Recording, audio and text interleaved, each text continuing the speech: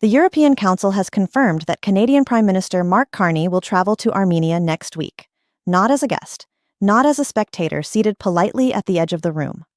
On May 4th, Carney will take a seat at the table of the European political community, the gathering of nearly 50 heads of state and government that, from the moment it was founded, has operated as an exclusively European club. And for the first time in its existence, that club has opened its doors to a country from another continent. That country is Canada. Pause on that for a second. There is no historical precedent for this. The United Kingdom was already European before it left the EU. Norway, Switzerland, and Iceland are woven into the geographic and cultural fabric of the continent. Nobody raises an eyebrow when they appear at a European table. But Canada sits on the far side of the Atlantic Ocean. Its economy was built facing south toward the United States. Its political imagination has always orbited Washington. And yet on May 4th in the Armenian capital, Carney will enter a room full of European leaders, not as a visitor from outside, but as something that looks very much like a member. Put plainly, Europe just extended its own borders across an ocean to make room for Ottawa. The announcement came Tuesday from European Council President Antonio Costa, who used X to share the news in language that was notably warmer than standard diplomatic boilerplate.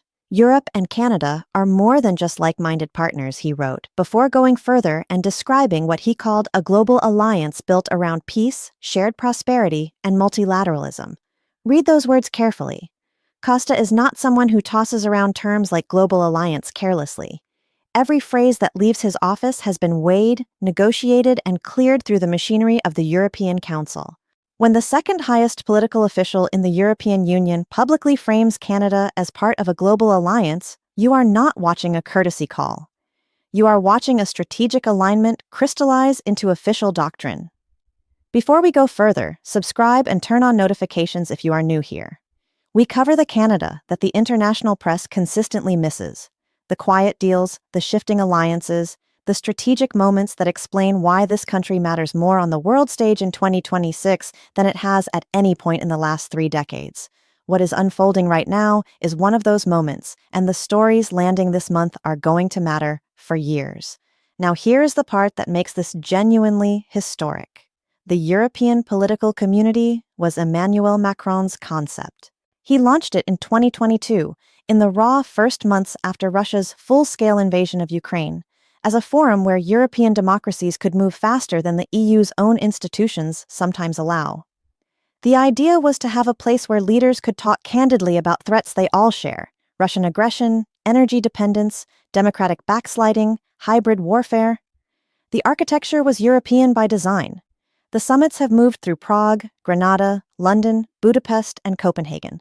Every single time the rule was the same: European hosts, European agendas, European leaders at the table. That rule just broke. So why Canada? Why this moment? And why Yerevan? Start with the most visible thread. Canada is in the middle of the most damaging trade confrontation with Washington in living memory. The Trump administration has used tariffs as a blunt instrument against Canadian aluminum, steel, automobiles, lumber, and dairy. Factory shifts in Ontario have been cut. Smelters in Quebec are under pressure. Forestry contracts in British Columbia are evaporating. The deeply integrated North American economy that 3 decades of diplomacy assembled is being dismantled in real time.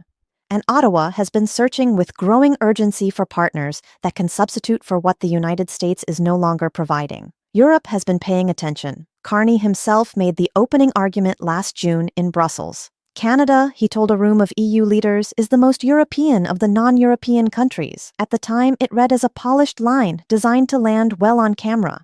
12 months later, that line has become the operational foundation of Canadian foreign policy. Look at what has been built in the time since. Canada formally entered the European Union's Safe Defense Financing Mechanism, the loans for weapons facility that allows European nations to jointly fund the rebuilding of their defense industrial base. Canadian naval vessels are appearing in the same procurement conversations as German submarines and French missile systems. Carney has signed expanded trade and defense arrangements with Japan and the United Kingdom. In Ottawa, serious analysts and former senior diplomats have started reaching for a phrase that would have seemed extravagant 3 years ago. A modern Hanseatic League of Middle Powers, a 21st century version of the medieval trade coalition, rebuilt for an era in which Washington can no longer be trusted as the anchor of the system. And then there was Davos in January. Carney walked onto the World Economic Forum stage and delivered a speech that deserved far more attention than it received in American newsrooms. The core argument was stripped down and deliberate. Middle powers that do not organize themselves will end up as objects of the decisions made by larger ones. Stop waiting for Washington to restore the old architecture. Build the new system now, together, before the opportunity closes. Europe absorbed that message. Europe agreed with it. And then Europe invited him to sit at their table. If you are tracking this realignment and you want to understand where it leads, hit subscribe and stay with us through May. The calendar alone is going to produce weeks of content that matters. Now let me take you to the part of this story that almost no one has touched yet. The location is not incidental. Yerevan is not Brussels or Paris or Berlin. Yerevan is the capital of Armenia, a small republic of fewer than 3 million people sitting on a geopolitical fault line between Russia, Iran, Turkey, and the outer edge of European influence. For most of the post-Soviet period, Armenia was treated as part of Moscow's near abroad, a security dependent of Russia locked into the Eurasian orbit by treaties and by necessity. That era is visibly ending. Armenia has spent the past 2 years pivoting decisively toward Brussels. The day after the European Political Community Summit on May 5th, the European Union will hold its first ever EU-Armenia summit in the same city. President Macron is coming for a state visit. A new strategic partnership document is expected to be signed. When Carney lands in Yerevan, he is not simply walking into a European diplomatic gathering. He is walking into the symbolic center of a continent actively redrawing its own edges. The official theme of the EPC summit is Building the Future, Unity and Resilience in Europe. The agenda runs through democratic resilience, connectivity, economic security, and energy security. Every single one of those files is one Canada has direct and hard-won expertise in. Every single one of them is a conversation Ottawa has been asking to join for years.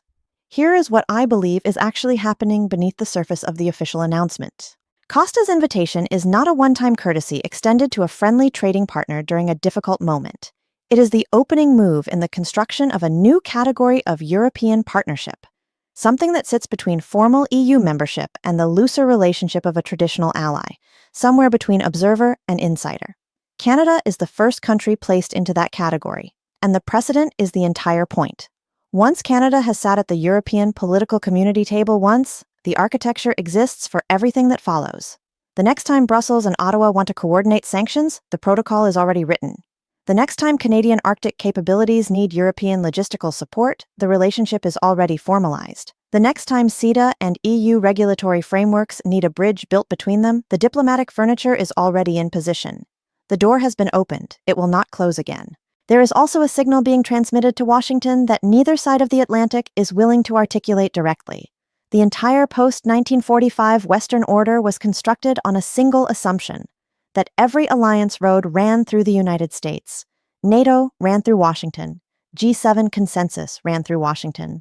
Trade rules, financial architecture, security guarantees, all of it ran through Washington. The Trump administration has spent the last 15 months communicating clearly to partners and rivals alike that those roads can be closed at Washington's discretion, at any moment, for any reason. Europe has now responded by formally embracing an alternative structure, one in which Canada, historically the most instinctively loyal American ally in the entire international system, sits inside the European tent rather than waiting outside it. That is not a symbolic gesture. That is a tectonic signal. And if you understand what it means for the architecture of the Western Alliance, it should reorder the way you think about every diplomatic headline that follows it. Think about what that means for the countries watching from the sidelines. Japan, Australia, South Korea, partners who have built their security architecture around Washington, and who are now watching Washington behave in ways that make that architecture feel fragile. If Canada can be pulled inside the European tent, the logic applies elsewhere. The template is being written in Yerevan, and the countries paying closest attention are not in Europe. They are in the Pacific. I want to close with something that deserves to be said out loud. Invitations are not policy. Summits are not treaties. Photo moments in Yerevan are not structural transformation. Carney still has to deliver. Canada still has a ratification problem with its existing EU trade agreement. CETA has not been fully signed into law in Belgium, Italy, Greece, or Ireland. Canadian defense spending still has to climb substantially to reach the new NATO floor. The distance from political rhetoric to durable institutional architecture is the longest road in international relations. Countries have fallen off that road before. But for 1 week in May, in a city that is itself undergoing the most dramatic geopolitical reorientation it has seen in a generation, the Canadian flag will be placed somewhere it has never been placed before. The country that helped write the original playbook on North American multilateralism is walking into the room where European multilateralism is being reconstructed, and the man carrying that flag is a former central bank governor who fewer than 2 years ago was barely known outside London and Ottawa. His presence in that room will be studied by historians long after the cameras have moved on. History is moving very fast right now. Carney arrives in Yerevan on May 4th. The European political community will not look quite the same on the other side of that summit. And the Western alliance that emerges from this period will not be the one the 20th century built. It will be the one that Europe and Canada are quietly assembling together, while most of the cameras are pointed in the other direction.